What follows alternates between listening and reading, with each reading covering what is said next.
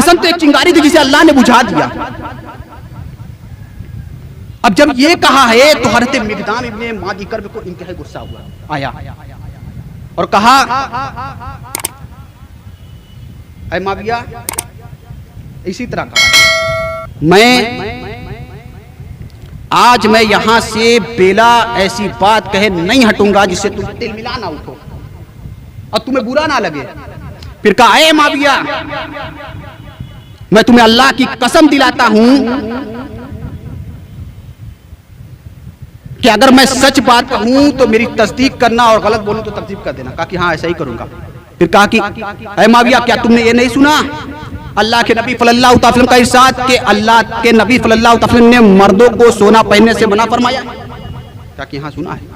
फिर कहा कि ऐ माविया, मैं तुम्हें अल्लाह की कसम दिलाता हूं, क्या तुमने अल्लाह के नबी सल्लल्लाहु अलैहि वसल्लम का ये इरशाद नहीं सुना कि अल्लाह के नबी सल्लल्लाहु अलैहि वसल्लम ने रेशमी लिबास पहनने से मना फरमाया है? कहा कि हाँ।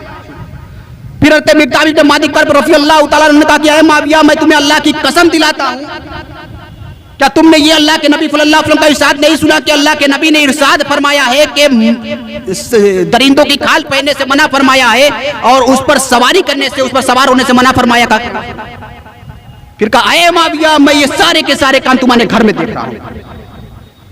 ये इतनी बात आ गई थी, ज़िम्नन बतला दी, मगर असली जो बात है मैं उसकी तरफ तवज्जो दिलाना चाहता हूं। जब हज़रत मिक़दाम इब्ने मादी कर्ब और रज़ियल्लाहु तआला अन्हु उनके साथ जो दो शख्स आए तो अमीर मुआविया ने क्या कहा, तुम्हें मालूम भी है कि हसन फौत हो गए? अब मुझे ये बतलाइए कि मुकर्रब कौन थे हज़रत इमाम हसन के? हज़रत मिक़दाम थे या अमीर मुआविया? मानने वाले कौन थे? किसने ये बतलाया कि मैंने अल्लाह के नबी सल्लल्लाहु अलैहि वसल्लम को फरमाते हुए सुना कि हसन मुझसे मुसाहबत रखते हैं और हुसैन अली से? किसने ये कहा था? हज़रत मिक़दाम ने कहा था। तो महबूब हज़रत मिक़दाम थे, मानने वाले हज़रत मिक़दाम थे। मालूम किसको होना चाहिए था? मालूम किसको होना चाहिए था? भाई जाहिर सी बात है हज़रत मिक़दाम को मालूम होना चाहिए था। खुदा ना खास्ता मेरा इंतकाल हो गया, पहले मौलाना मकसूद साहब को मालूम होगा, उसके बाद दूर के लोगों को मालूम होगा। ये मुझे मानने वाले हैं, मुझसे मोहब्बत रखते हैं, मैं इनका अजीज हूँ, मुझसे मोहब्बत रखते हैं, बारहा मुझसे तरह तरह की बातें करते हैं, मोहब्बत और प्यार की बातें करते हैं। ये मुझे मानने वाले मौलाना रिजवान साहब हैं, जमील भाई हैं, ये सारे लोग हैं मुझे मानने वाले। आप लोगों को पहले मालूम होगा, बाद में दूसरे इलाके के लोगों को मुझे बाद में मालूम होगा। तो जो लोग मानने वाले होते हैं उन्हें मालूम होगा, मगर नहीं मालूम हुआ। मिक़दाम से अमीर मुआविया ने यह बात कही कि तुम्हें मालूम भी है, खबर भी है कि हसन इब्ने अली फौत हो गए। दूसरी तरफ जाना नहीं चाहता हूं, बतलाना ये चाहता हूं कि खुशी किसको हुई, बुग़्ज़ अहले बैत किसके दिल में था। और फिर इस जुमले पर जमरतुन अत्फाल ला के हसन आग की चिंगारी जिसे अल्लाह ने बुझा दिया, इस पर तवज्जो दीजिए। इस एक जुमले में पूरी की पूरी कयामत बर्पा है, पूरी कयामत छुपी हुई है। अगर इसको खोल दिया जाए तो घंटों लगेंगे। मौलाना साहब बैठे बतलाएंगे उस असदी शख्स ने यह कैसे कह दिया और क्यों कहा, इस पर तवज्जो दीजिए। सैयदना इमाम हसन अलैहिस्सलाम से अमीर मुआविया की सुलह हुई थी और सुलह भी शराइत की बिना पर हुई थी। वो शराइत क्या थे? वो शराइत क्या थे? अमीर मुआविया को कुरान और सुन्नत के उसूल के मुताबिक हुकूमत करनी पड़ेगी और बहुत सी शराइत थी। आखिरी शराइत ये थी कि अमीर मुआविया के बाद खिलाफत हसन इब्ने अली के हवाले कर दी जाएगी। तो जब हसन इब्ने अली रहेंगे ही नहीं तो खिलाफत कैसे होगी? खिलाफत उनके हवाले कैसे की जाएगी? हसन इब्ने अली को इसीलिए सर दिलवा दिया गया। अब हज़रत मिक़दाम से यह कहा गया कि तुम्हें खबर भी है कि हसन इब्ने अली फौत हो गए, तो जिसने जहर दिलवाया या जिसे मालूम था या दिया उसी को तो मालूम होगा कि किसको मालूम होगा। तारीख गवाह है कि किसी ने कहा कि यजीद ने जहर दिलवाया, किसी ने कहा कि अमीर मुआविया ने जहर दिलवाया, किसी ने कुछ कहा। मैं इस पर कोई हतमी राय नहीं देता हूं, मगर यह जरूर बतलाऊंगा कि हदीस में है कि अमीर मुआविया को खुशी हुई। दीगर और बात फिर बाद में आखिर वक्त में अपने बेटे यजीद को अपना जानिशीन बना दिया। यह भी शराइत में था। जो इमाम हसन अलैहिस्सलाम से सुलह हुई थी, यह भी शराइत में से थी। हज़रत इमाम हुसैन अलैहिस्सलाम शहादत इमाम हुसैन सुलह इमाम हसन के बाद से 19 साल या 20 साल तकरीबन अंगारों पे गुजार देते हैं। बार बार अल्लाह और उसके रसूल की खिलाफ वर्जी होती रही, इत्तेबाए रसूल को पामाल किया जाता रहा।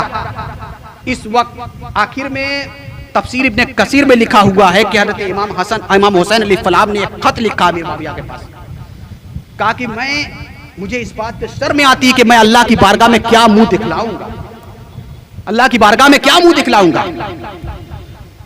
ना कुरान के उसूल के मुताबिक हुकूमत हो रही है, ना हदीस के उसूल के मुताबिक हुकूमत हो रही है। मैं सिर्फ अपने भाई हसन की सुलह पर ही सब्र कर रहा हूं। मगर यजीद को भी अपना जानशीन बना दिया। सही बुखारी की रिवायत है, सही बुखारी में लिखा हुआ है सुनहरी हरफों में, क्या लिखा हुआ है कि मरवान इब्ने हकम मिंबर नबवी सल्लल्लाहु अलैहि वसल्लम के मिंबर पर बैठा और कहा कि अल्लाह ताला ने अमीरुल मोमिनीन को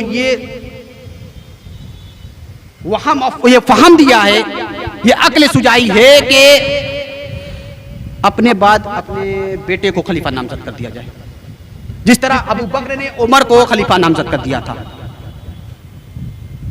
फौरन उस वक्त हज़रत सैयदना अबू बकर सिद्दीक रफ़ी अल्लाह तआला अन्हु के बेटे खड़े हुए। वो क्या कहा, ऐ मरवान, ये अबू बकर उमर की सुन्नत नहीं है, ये तो कैसर और किसरा की सुन्नत है। और हदीसों में है, तारीखों में है कि अमीर मुआविया खुद सवार लेकर 1000 सवार के साथ हज़रत सैयदना इमाम हुसैन अलैहिस्सलाम के पास आए, जिससे अपनी बैयत लेनी चाहिए, जोर और जब्ती और तलवार की जोर पर। मगर इमाम हुसैन और दीगर आपके रफ़क़ा ने नहीं बैयत की। मगर बाद में यजीद को खिलाफत मसनद खिलाफत पर बिठा दिया गया। अब अर्जियां आनी शुरू हुई, बार बार अर्जियां आनी शुरू हुई। इस वजह से मदीना मुनव्वरा से आप मक्का मुअज़्ज़मा आए, फिर मक्का मुअज़्ज़मा से कूफा में शिफ्ट हुए। अब गौर कीजिए, हज़रत सैयदना इमाम हुसैन अलैहिस्सलाम दिल पर पत्थर रखकर आए होंगे। उस वक्त मक्का और मदीना में हज का एक दौरा चल रहा है, मगर सैयदना इमाम हुसैन अलैहिस्सलाम हैं कि अपने नाना के दीन को बचाने, लड़ने के लिए नहीं आए थे, वो समझाने के लिए आए थे, समझाने के लिए, किताल और गारत करी के गर्ज से नहीं आए थे। बार बार ये बयान किया जाता है कि वाक़यात करबला में इमाम हुसैन अलैहिस्सलाम को मज़लूमाना शहीद कर दिया गया, मज़लूमाना शहीद कर दिया गया। रिवायतें भरी पड़ी हैं कि वाक़यात करबला हुआ क्यों, उसकी वजह क्या थी, उसके सबब क्या थे, उसके असबाब क्या थे। आप किताबों का मुतालिया कीजिए। मैंने जो बतलाया अगर यकीन ना आए तो खुद देखिए, नहीं समझ में आता मेरे पास आइए, मैं दिखाता हूं किताब में, इंशाअल्लाह रहमान। भागूंगा नहीं, मैं दिखलाऊंगा। सैयदना इमाम हसन और सैयदना इमाम हुसैन अल्लाह के नबी हुजूर रहमत आलम सल्लल्लाहु अलैहि वसल्लम के दुनिया में भी और जन्नत में भी दो फूल हैं। क्या रिवायतें नहीं मालूम थी उन्हें? क्या सहाबे किराम ये बार बार बतलाते नहीं थे कि हसन और हुसैन का मकाम क्या है? क्या रिवायतें नहीं पहुंची थी? क्यों ऐसा हो गया कि अल्लाह के नबी सल्लल्लाहु अलैहि वसल्लम की वफात हुई और आपकी वफात से तकरीबन 50 साल के बाद, जबकि हजारों हजार सहाबे किराम दुनिया में मौजूद हैं, मगर आपके पूरे खानदान को खत्म कर दिया गया वजूद चलने के? क्यों ऐसा हो गया? कभी ऐसा हुआ है? तमाम अंबिया किराम की तारीख आप छान लीजिए, तमाम अंबिया किराम की तारीख, अपने मानने वाले, अपना कलमा, अपने नबी का कलमा पढ़ने वालों ने कभी अपने नबी की औलाद को कत्ल नहीं किया है। यह अलमनाक वाकया सन 60 या सन 61 हिजरी में जो वाकया आया है, रूनुमा हुआ है, बतलाओ तो जिगर पास पास हो जाता है। मगर उसकी वजह क्या थी, उसके सबब क्या थे, उसकी रीजन क्या थे, ये कोई नहीं बतलाता। जब ये बतलाया जाए तो सामने आए, लोगों के सामने उसका चेहरा आएगा, किसने क्या क्या किया, बेनिफिशियरी कौन था, कत्ले इमाम हसन, कत्ले इमाम हुसैन का बेनिफिशियरी कौन था, खुशी किसकी हुई थी और कौन शामिल है। हदीस ने बताया कि वो आले उमैया है। अब मैं अपनी बात को इसी पर खत्म करता हूँ। वाखिरु दावाना अनिल हम्दुलिल्लाहि रब्बिल आलमीन। मेरे बाद इंशाअल्लाह रहमान मौलाना सैफातुर रहमान साहब का खिताब होगा, आप उनसे समाअत कीजिए और तफसीली बयान होगा इंशाअल्लाह रहमान। वाखिरु दावाना अनिल हम्दुलिल्लाहि रब्बिल आलमीन।